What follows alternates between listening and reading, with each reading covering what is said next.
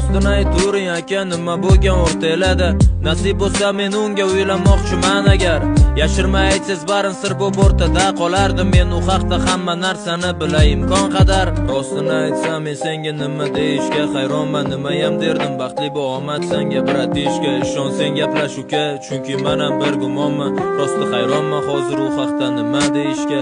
Balki u o'zgargandir hozir boshqacha qarashi. 1,5 yildan beri ko'rganim yo'q uni daji. Balki o'ylab ko'rarsan yana bir bor boshidan. Axir bu umr savdosi ukam, unaqa shoshilma.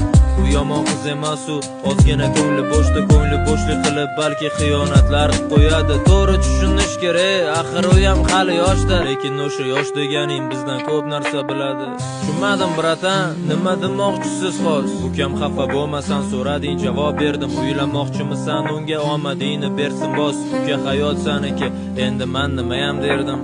Men uni sevaman bro, o'zingiz tushunsangiz kerak. Kechirimli bo'lish kerak, axir chunki biz erkak. Mayli ukasan so'rading, men prosta berdim javob, lekin u qizni labidan hech qachon o'pmagan, xo'p?